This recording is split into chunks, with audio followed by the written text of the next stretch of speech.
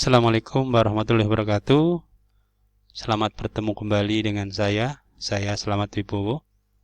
Hari ini saya akan mencoba untuk menganalisis hasil angket siswa terhadap PJJ di Jakarta. Angket ini dilaksanakan 1 minggu yang lalu dengan melibatkan 25 sekolah responden dan ada 2.252 peserta didik. Nah, mari kita diskusikan hasil angket berikut ini. Ya, jadi angket ini menggunakan form Google. Alhamdulillah dalam waktu tidak lebih daripada 2 hari, data cukup banyak yang masuk dari 25 sekolah dan dari 252 peserta didik. Ini gambaran daripada peserta angket ini. Isi angket ini digunakan untuk melihat bagaimana perkembangan atau respon anak-anak terhadap pelaksanaan PJJ. Pertanyaan pertama, keikutsertaan peserta didik dalam pelaksanaan PJJ. Yang pertama, alhamdulillah sangat bagus, yaitu 754 itu persen selalu ikut, kemudian 16,9 sering ikut dan kadang tidak ikut 7,4. Sehingga sama sekali tidak ikut tidak ada, alhamdulillah. Jadi secara umum pelaksanaan PJJ di Jakarta cukup berjalan lancar.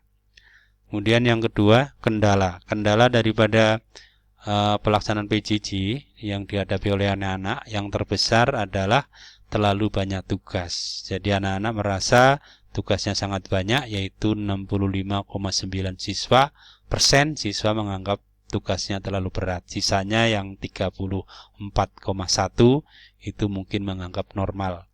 Kemudian sulit memahami materinya, itu juga disampaikan oleh siswa sebanyak 56,2. Jadi setengah dari siswa itu merasa kesulitan dengan materi. Kemudian jaringan lemah dan gangguan jaringan lain tentunya itu ada 39,2%, jadi cukup besar. Kemudian yang lain sulit bangun, malas, itu 28%. Kemudian tidak punya pulsa, itu masih besar ya. Jadi menjadi kendala juga buat pelaksanaan PJJ, yaitu 16,5%. Kemudian tidak punya perangkat 4,4%.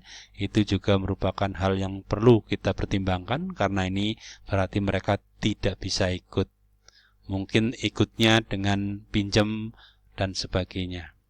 Kemudian peserta didik dalam menyelesaikan tugasnya itu selalu tepat waktu 41%, beberapa kali terlambat, mungkin beberapa 1 atau 2 kali.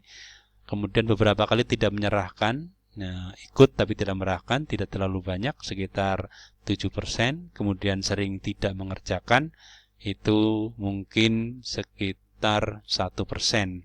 Alhamdulillah tidak ada yang tidak pernah mengerjakan. Kemudian efektivitasnya 8,8% itu sangat efektif. Sekitar 3%, 3 atau 4% itu sangat efektif. Cukup efektif 41,6, kurang efektif 45, dan tidak efektif 8,8. Jadi ini di mata anak-anak pembelajaran dianggap masih kurang efektif. Jadi prihatin buat kita bagaimana nanti kita melaksanakan pembelajaran yang lebih efektif. Kemudian daya serap siswa itu yang sangat tinggi, itu juga sekitar 2,5-3%, jadi tidak banyak.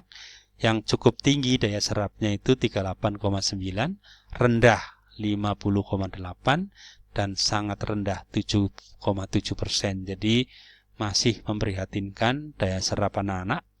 Jadi 57 lebih, hampir 58 lebih itu merasa rendah dan sangat rendah. Jadi perlu pertimbangan buat kita semua. Kemudian penjelasan guru sangat jelas, itu sekitar 2 atau 3%, cukup jelas 19,4. Kemudian jelas 19,4, cukup jelas 37,7, kurang jelas 39,9. Jadi sangat besar juga kalau yang merasa kurang jelas dan sekedar cukup saja itu 39% dan 37,7. Ini perlu menjadi bahan kajian kita. Kemampuan dalam mengerjakan tugas, alhamdulillah sangat mampu, 8,1 mampu, 49,2 cukup mampu, 36 kemudian kurang mampu sekitar 4%. Nah, karena itu untuk mengerjakan tugas, alhamdulillah anak-anak dengan segala kekurangannya masih mampu mengerjakan tugas. Kemudian daya tarik penyajian sangat menarik itu sekitar 3%, kemudian menarik 21,9, cukup menarik 52 dan tidak menarik 22. Ini angka yang cukup memperhatikan juga karena tidak menarik dan sekedar cukup itu hampir 70%. Perlu kita menjadi bahan kajian buat kita semua dan evaluasi buat kita.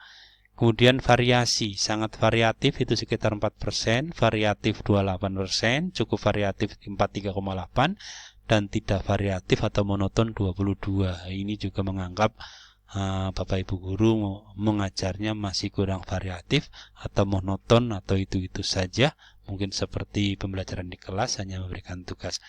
Kemudian optimisme dalam keberhasilan melaksanakan penilaian akhir tahun atau PAT sangat optimis 23,6, optimis 38,9, cukup optimis 26,2 dan tidak optimis 11,3. Nah, alhamdulillah mereka masih cukup optimis, jadi yang tidak optimis cukup kecil 11,3 saja. Mudah-mudahan mereka sukses dalam melaksanakan PAT.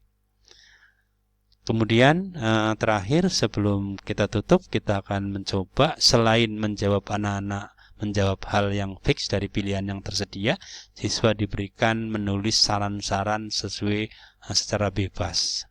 Kita lihat saran-saran dari anak-anak. Yang pertama, tolong jangan terlalu banyak memberikan tugas dan waktu untuk mengumpulkan tugasnya diperpanjang. Karena beberapa tugas telat saya kumpulkan kendalanya karena tugas terlalu banyak dan membingungkan dan waktunya terlalu cepat atau sedikit.